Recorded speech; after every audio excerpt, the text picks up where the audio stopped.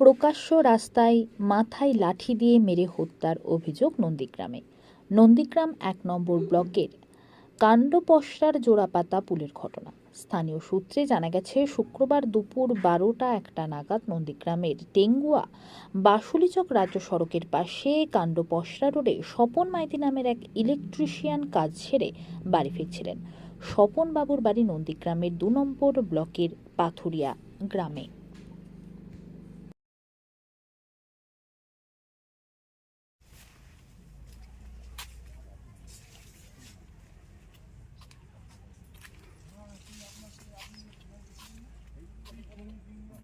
দাদা, কি ঘটনা ঘটেছে?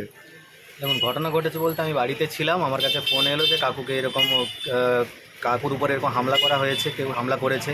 তো তৎক্ষণাৎ এখন স্পটে গিয়ে দেখি যে কাকুকে স্থানীয়রা উদ্ধার করে হসপিটালে পাঠিয়েছেন। তো কিছু একটা দিয়ে কেউ পেছনটাতে আঘাত করেছে ধারালো কিছু দিয়ে বা কিছু সাহায্যে। তো হসপিটালে যখন এসে আমি শুনি যে কাকু মারা গেছেন। আর যে মার্ডার করেছে, যে কাকুর উপর হামলা করেছে, তাকে পুলিশ ধরে এনেছে, আটক করেছে।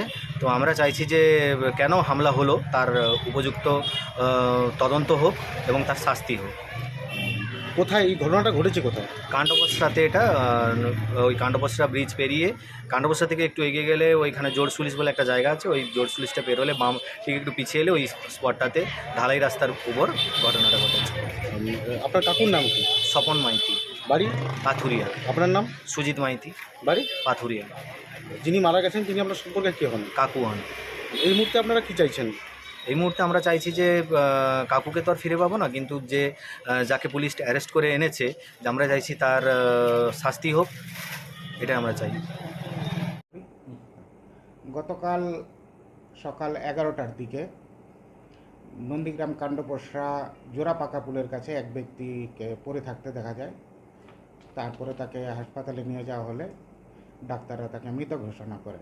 তদন্ত করে এক ব্যক্তিকে গ্রেপ্তার করি এবং তাকে আদালতে পাঠানো হয়েছে রিমান্ড প্রেয়ার করে।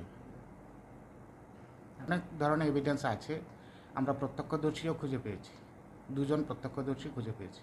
কেন মানব? অভিযুক্ত যে আছে তার ধারণা হয়েছিল যে তার মিসেস যে তার বাড়িতে থাকে না, তার পেছনে এই অভিযুক্তর একটা ষড়যন্ত্র থাকতে পারে, সেটা আমাদের কাছে স্বীকার করেছে। প্রথম ভারসাম্যহীন নয়, উনি বিভিন্ন মাদক সেবন করতেন একটা সময়, সেই মাদকের একটা প্রভাব থাকতে পারে।